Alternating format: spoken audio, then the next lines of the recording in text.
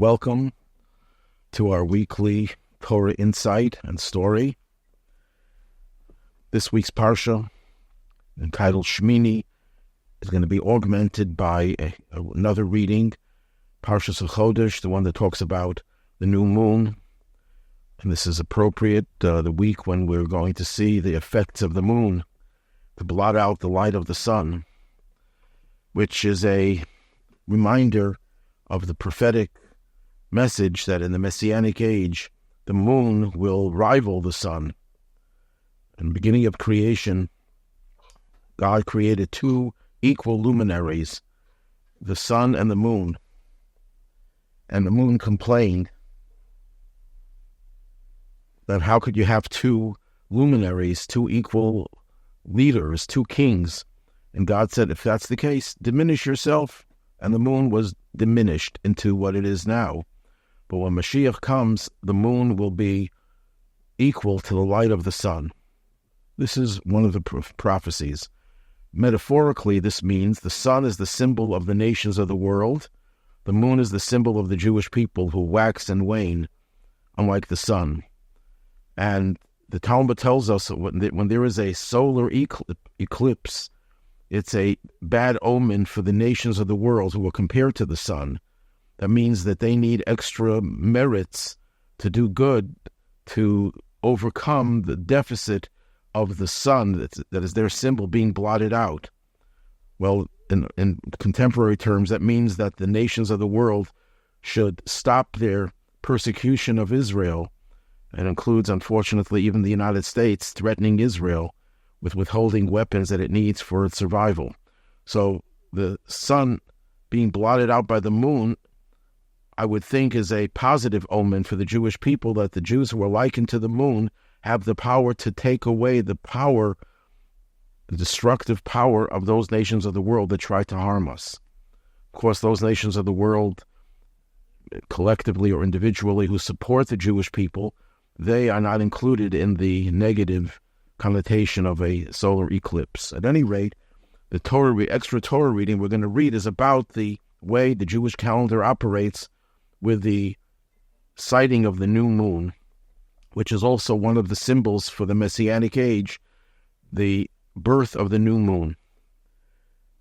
Now, at the end of the regular Torah reading, the Torah speaks of the laws of kashrus, the laws of Jewish dietary laws, and people who say, well, what's the reason why the Torah wants us to keep kosher? So if you look at the very end of the Parsha, it's not because of health reasons, it's not cultural, it's based on one concept called Havdalah, separation. And the Torah puts it at the end, the very last verse, after it goes through all the laws, it says, the above is the law regarding animals, birds, and all living creatures that move in water, and all creatures that creep on the ground, to distinguish, lahavdil, the word Havdalah, separation, to distinguish, to separate between the ritually impure and the pure, between the animal that may be eaten and the animal that may not be eaten. So it concludes on the theme of Havdalah, of separation. Now, most people who are somewhat familiar with Jewish tradition know that Havdalah is a ceremony at the end of Shabbos, at the end of the Sabbath. Yes, it's the same word and the same concept of separation, just like we separate between kosher and non-kosher as a means of showing that we are holy people, that we just don't do everything we want to do, we eat anything we want to eat, but there's a separation between the pure and the impure. The same way there's a separation between Shabbat, the Sabbath, and the weekdays. And there's a very interesting, puzzling midrash in this regard. The midrash says that when we say Havdalah, the prayer of Havdalah, Saturday night, on a cup of wine, we will merit to have male children, boys. And it's based on the fact that the word used here is lahavdil, which is the same as Havdalah, separation. And earlier in the Parsha, when it talks about drinking wine, that when one is not allowed to drink wine when they enter into the temple, so it uses the same term lahavdil to separate between the sacred and the profane, which is what we do Saturday night. We distinguish between the holy day of the Sabbath and the weekdays. And the beginning of the next Parsha, the very next verse, or the verse after the next verse, after the introductory verse, it says, speak to the children of Israel, and about if a woman conceives and gives birth to a male. So there's a juxtaposition over here. The Torah concludes this parsha with the idea of Havdalah and connects it to the Havdalah mentioned earlier where it talks about wine. And this is followed immediately by a verse that talks about a woman who gives birth to a boy and he has to be circumcised at 8 days and so on. What's the connection between making Havdalah over wine and having a boy, giving birth to a male? One of the commentators, known as the Ben Ish Chai, a very great Sephardic rabbi, lived over a century ago in Baghdad. So in his commentary on the Talmud, he says something very interesting and ingenious. He says the word yayin, wine in Hebrew, numerically adds up to 70. The word zachar and nekeva, male and female, the difference between the numerically is 70. That's a very cute and ingenious explanation, but it doesn't explain what's the connection between making Havdalah, saying the prayer of Havdalah over wine, and having a boy as your child. What's the connection over here? So in order to understand that, we have to first understand the concept of Havdalah, of separation. When do you need to separate between two things when they're identical or almost identical, virtually identical? If someone comes to a restaurant and they're given two choices on the menu, one is steak and the other one is an apple, there's no need to separate between them. It's obvious that they're totally different. You only have to separate what you want a steak. Well, you want it rare? Do you want it well done? They're essentially both the same thing. They're both steaks, but one is cooked differently than the other. That's when you need Havdalah, when two things are the same. So why do we make Havdalah Saturday night? To distinguish between the Shabbos and the weekday. Because if you look at the overarching objective of Judaism, there is no difference between Shabbos and the weekdays. You have to probe beneath the surface to see the difference. But we have to recognize that they're essentially the same. In what way are they the same? Because when God created the world, as we've discussed many times, he created it with a plan and a purpose. And the purpose and plan is to have humanity, us, change the status of the world, to make the world, which is inhospitable to godliness, inhospitable to morality. If you let the world go by itself, it turns into a jungle, not just literal jungle, but a figurative jungle. And God put humanity here, and especially the Jewish people, to make this world a civilized world and a godly world. And we do that through our mitzvahs. In order to accomplish that, we have two prongs. We have two tiers. We have two scenarios. We have a weekday scenario and a Shabbos scenario. The weekday scenario, 6 days we work, not just we're allowed to work, but the Torah wants us to work, to engage the world and to struggle with it, to overcome the temptations, meet the challenges, and transform a hostile, spiritually hostile world into a world hospitable to God and to morality and to holiness. That's the role of the weekdays. In that sense, that's the masculine time of the week. That's when we are focused on fighting a battle. We're like warriors.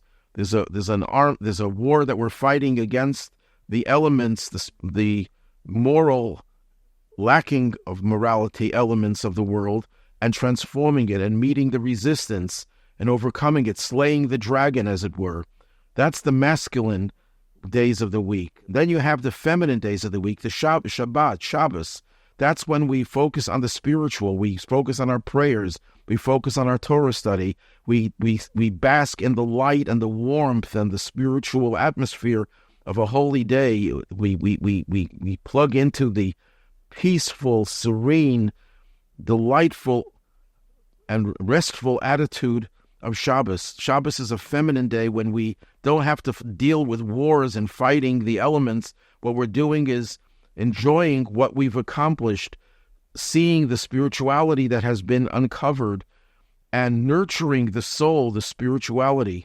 That's the difference between Shabbos and the weekdays. The weekdays are the masculine, Shabbos is the feminine.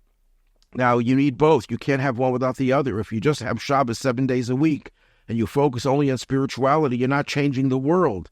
And that's contrary to God's plan and objective. If you just focus on the world 6 days a week, you don't ever have a chance to recognize and appreciate and nurture the spirituality, becoming spiritual. You need to have both. So if you look at the plan, the master plan, both Shabbos and the weekdays are part of one system. But that's why we make Havdalah, to say, yes, it's one system, but there's a difference. Shabbos, you focus on the spiritual. Weekdays, you focus on contending with the challenges that the world poses and that you have to struggle to make the world a dwelling place for God. So though it's the same general objective, the methodology between weekdays and Shabbos varies and differs. And just like there's a difference between light and darkness, just like there's a difference between Israel and the nations, there's a difference between Shabbos and the weekdays. They both have purpose, they both have a function, but the functions that they have are different. The nations of the world, their function is to make the world a civilized world, a moral world, a clean world, a pure world.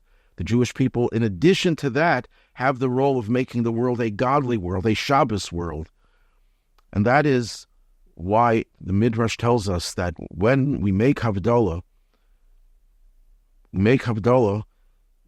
that will lead us to having a male child. What does that mean? It means if we celebrate Shabbos and we recognize that there's a difference, there's a transition from the way we fulfill God's purpose on Shabbos and the way we have to fulfill it on the weekdays, we transition from a feminine dimension to a masculine one, then we will have successfully a good masculine week. If we don't observe the Shabbos and we don't recognize the difference between Shabbos and the weekday, Shabbos becomes like a weekday. Shabbos is no different from a weekday. Then we won't have the weekday. We will fail to achieve that masculine dimension. But what does it have to do with wine? The truth is, Havdalah has three components to it primarily. There's the besamim, the spices that we smell. There's the candle that we light, and there is the wine that we drink. All these three are necessary conditions in order to make the transition successfully from the feminine Shabbos to the masculine weekdays. Otherwise, if we don't make the transition properly, then there's a lot of fear that we're going to succumb under the pressures of the weekdays.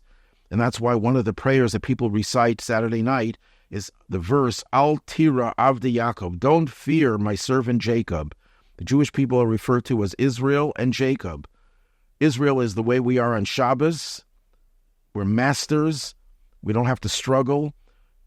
Weekdays we're Jacob. Jacob is struggling with his angel. And the angel blesses him that he'll be called Israel, that he won't have to struggle. In other words, there is an aspect of the Jewish people that are Jacobs. There's an aspect of the Jewish people that are Israels. So when we come to the end of Shabbos, we're transitioning from Israel to Jacob, and Jacob is terrified. How am I going to contend with the world? How am I going to deal with Esav? How am I going to deal with all the anti-Semites of the world and all the struggles that the world presents before me? And the answer is, you make Havdalah, there's nothing to worry about. Don't fear Jacob, because you made the proper transition by making Havdalah. So what does Havdalah include? The besamim, the smelling salts. The reason given for that is because on Shabbos it says we are given an extra soul. That means we have enhanced spirituality to appreciate the divine presence within Shabbos. We have enhanced spirituality, enhanced receptors to spirituality. That leaves us as soon as Shabbos is over. And when a person loses some of their life, they faint. So we need the smelling salts to revive us. It's a way of reminding ourselves that we're going to be losing some of our spirituality, but we still have to remain alert and alive, spiritually speaking, in order to contend with the challenges of the weekdays. Then we have the candle. Why do we have a candle? It has to have at least 2 wicks, because Adam and Eve, when they were created Friday night, there was no darkness. They had the light that God created on day 1. When the Shabbos was over, the first Shabbos of existence, that was the first time darkness entered the world, and they were terrified. And Adam, using his own ingenuity, God-given ingenuity, took 2 rocks and rubbed them together, and he created fire. What does that mean? That means that Shabbos, we don't need to create fire. We don't have to create light. The light is there. It's powerful light that comes from above. But when Shabbos is over, we have to do our part in creating light ourselves. Compared to God's light, it's very minimal, but that's enough that we have to. It's enough for us to contend with the challenges of the weekdays. But that's still not enough. We have to drink wine. Wine, the Talmud says, when the wine enters, out comes the secrets. Wine represents the idea of revealing the hidden love, the hidden spirituality we have in our soul. You can't just rely on external forces on Shabbos. Sometimes you have to generate those forces from within you.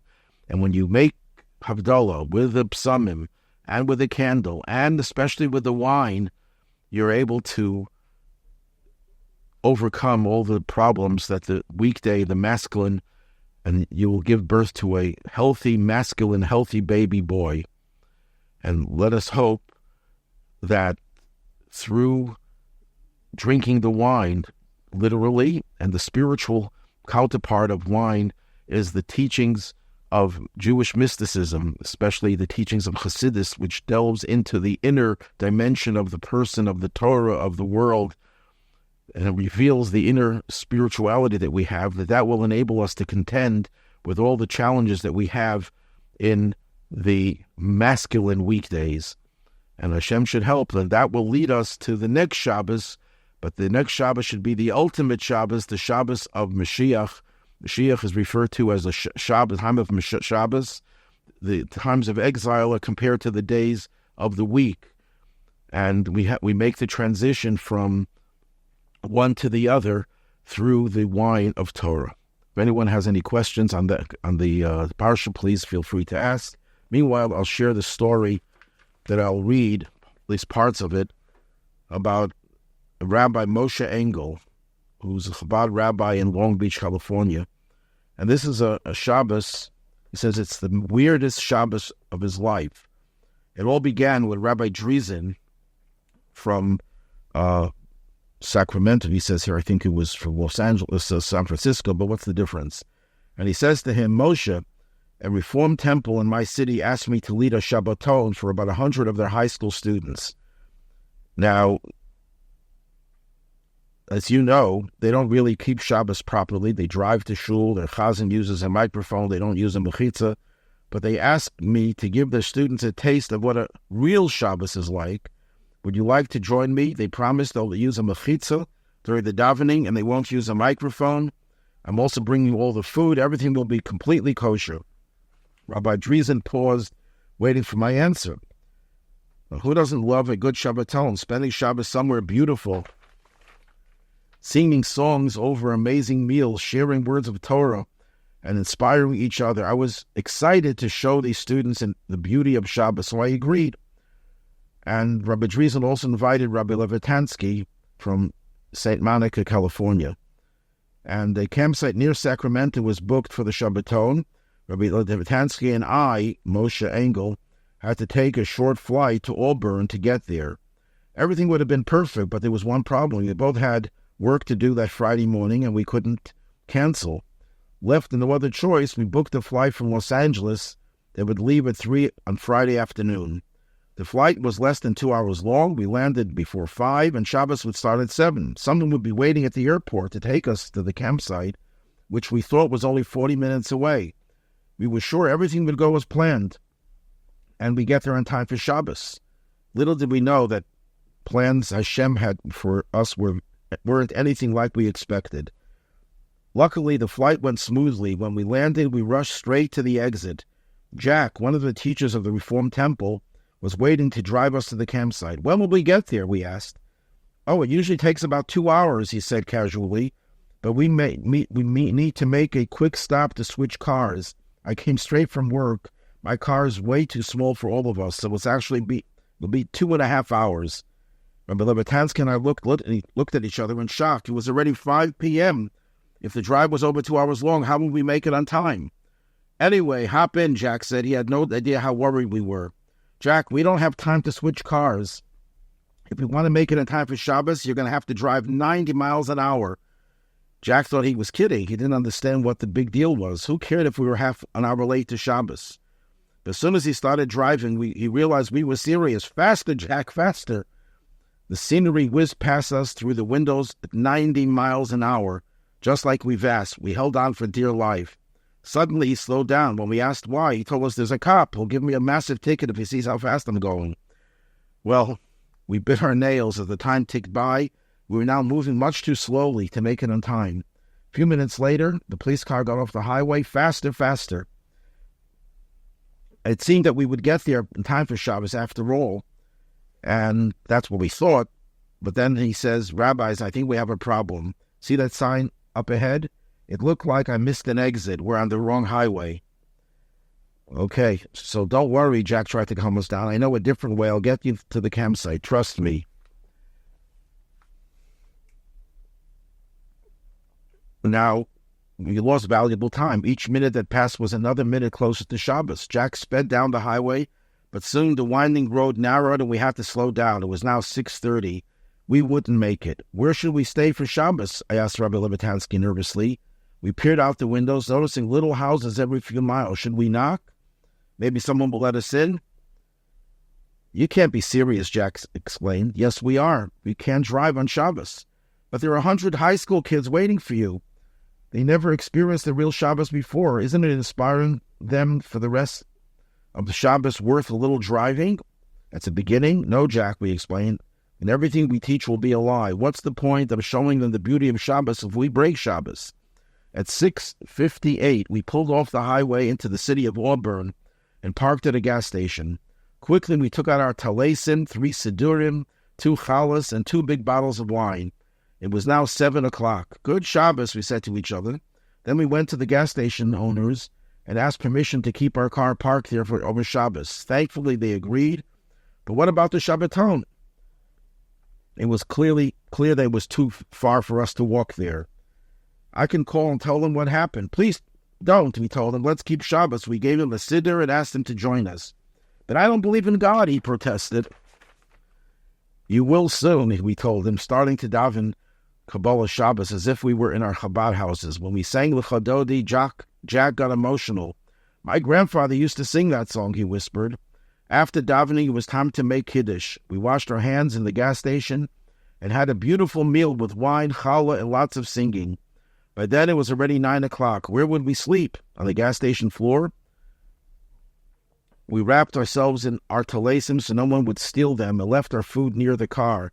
Then we walked to the motel across the street, and we asked for a room, and we said we could only pay for it after Shabbos. She looked us up and down, bearded men in white flowy sheets.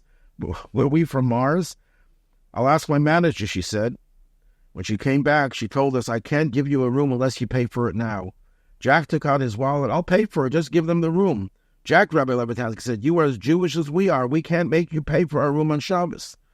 Then just take my whole wallet, Jack offered the lady. There's plenty of cash inside. And I'll pay the rest after Shabbos. The lady shook her head. I'm sorry, but I can't help you. We left the motel, and we asked people passing by if there was another hotel. Sure enough, there was a big hotel 3 blocks away. When we got there, Rabbi Lebetansky explained to the man behind the desk that we couldn't pay until after Shabbos. This time he agreed, but only if we write down our information for him. Obviously, we couldn't do that. It's Shabbos. The man shook his head sadly. I wish I could help you guys, but my boss isn't here, so I can't ask him for permission. If you don't sign these papers, I can't give you a room. Getting creative, we figured the local prison might have an available jail cell. It didn't sound like the best place to sleep, but at least we'll have a roof over our heads. This time, Jack explained everything to the officer at the desk. These rabbis don't drive, handle money, or even write on Shabbos, he said. That leaves them with nowhere to sleep tonight. You have an empty room for them. Unfortunately, the Auburn police station was tiny. They had no empty rooms. One of the policewomen felt bad for us, so she made a few calls. I found you a place to stay, she exclaimed. It's nothing fancy, but at least we'll have a place to sleep tonight. It's just 2 blocks away. When we got there, we realized what she meant. There was loud music and an open bar with lots of drunk people smoking and fooling around. You must be the people from the police station, the lady behind the counter greeted us. We'll give you 2 rooms as long as you pay for them tomorrow night. We couldn't take the keys ourselves, so we asked the woman to help us to our rooms, and that's what she did. Jack was ready to burst. "What's with all this Shabbos stuff?" he asked. "Why are you so determined to keep Shabbos that you won't even carry keys?" He had so many questions, and we were happy to answer them all. We were up late into the night, explaining the beauty and the meaning behind Shabbos. Jack was moved and inspired. By 2 a.m, we were all pretty tired. And it had been a long, long day. "Listen," Jack told us, "I'm one of the group's teachers, so I can't just not show up at the Shabbaton. If you wake up and I'm not here, then I'm at the campsite." We couldn't stop him. We wished him a good Shabbos and went to sleep. In the morning, we saw Jack had left. We thanked the lady at the counter and headed towards the gas station to get our Sidurim. As we walked through the town of Auburn, lots of people stopped to stare and ask questions. With our long beards, the kapotas, and white talesim, we were quite a sight. When we got to the gas station, we were disappointed to see that our things had been stolen. Our Sidurim, challah, and wine were missing. The only thing left was a small piece of challah in a bag. What would we do? It was Shabbos Mevarchim, and we blessed the new month. How would we say the whole Tillim? It's a Chabad custom to recite the whole book of Psalms every Shabbos before the new month, like this Shabbos. Luckily, Rabbi Lebetansky knew most of it by heart. We said as much as we could, and then davened. We prayed from memory. When we finished, it was already 1 p.m. We hadn't eaten all day, and we were starving. "You guys can have some food from these snack machines," the gas station attendant told us, unlocking the doors. We took some kosher soda and nuts for a meal, making kiddush on the piece of challah. As we ate, we wondered why we were here. What did God want us to accomplish? Was there a Jew who lived in Auburn we were supposed to find? We asked around, but we had no luck. We spent the rest of the day at a nearby park. Since we didn't have a Torah scroll, we discussed the parsha. Who knows, maybe that was the first time words of Torah were spoken there. At 6 p.m, we headed back to the gas station, and to our surprise, there was Jack. "Hey guys, how was Shabbos?" he asked. "I have to tell you what happened at the Shabbaton. I would have come sooner, but Rabbi Driesen wouldn't let me go. This morning, Rabbi Driesen was supposed to speak to the students before prayers. I asked if I could speak instead. I told the students about what Shabbos is really like, and I told them why they had to believe in God." This is the guy who said he didn't believe in God. As he spoke, Jack's eyes were shining. He had clearly been affected by the time he'd spent with us. I told them the whole story. "They don't believe you really stuck at the gas station. You can come to the campsite now, right? It's 7. Shabbos should be over by now." We explained that Shabbos was actually 25 hours long, so it would end around 8. Jack just shook his head in amazement. He had still so much to learn. When Shabbos ended, we went to pay for the room at the bar, and then we finally headed to the campsite. When we arrived, the students were watching a play. We made Havdalah and waited. When the lights turned back on, somebody shouted, They're here." Everyone started cheering like we were superheroes. They couldn't believe we'd chosen to spend Shabbos in a gas station. That night, as the students sat around the bonfire, I told them a story about a 14-year-old boy drafted into the Russian army but never let go of his Judaism. They were very moved. "I figured out your secret," Jack whispered to me. "I teach them about Judaism, but I don't really believe what I tell them. But you actually believe in it. That's why you're affecting them so much." After the campfire, we moved to the main room to sing songs. It was late at night. At this point, I didn't expect more than a handful of students to show up. Within minutes, the room was packed with all 100 teenagers. Rabbi Lebetansky started singing a song about keeping kosher. I bit my lip. This was a kindergarten song, not a song for high school students. But Rabbi Lebetansky didn't seem to care.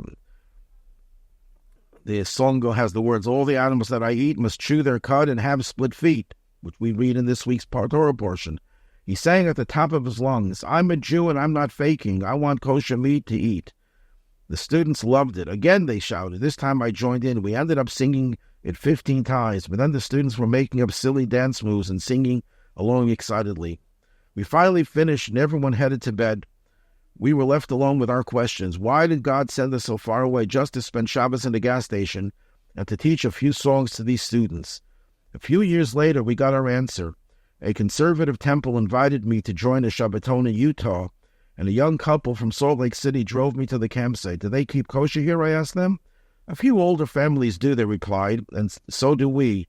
We're the only young couple in Salt Lake City that keeps kosher." "Wow, what made you decide to keep kosher?" I asked. "Well, I once went to a Shabbaton," the wife said, "and the rabbis who were supposed to come got stuck at a gas station. They came after Shabbos and sang a song about keeping kosher. I was so inspired by what they did. Even though I was 16 and couldn't keep kosher at home, I promised myself that when I got married, I'd have a kosher home. Can you imagine their shock when I told them that I was one of those rabbis? Not long after, I was invited to speak at a Reform temple in my city. After I spoke, I went over to the person who invited me and told him that I could also lead a Shabbaton for his students. Funny story, he told me. I used to work in a Reform school in Sacramento. The students there couldn't stop talking about a Shabbaton where a couple of rabbis got stuck at a gas station.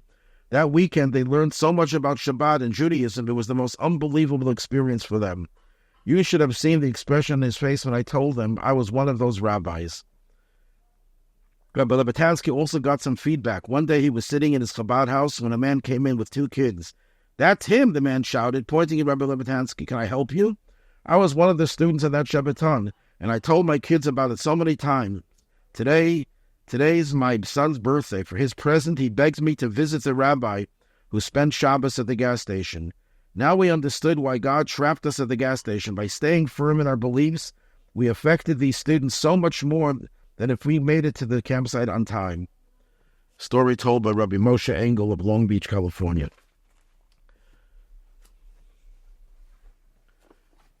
Okay, everyone, have a good Shabbos.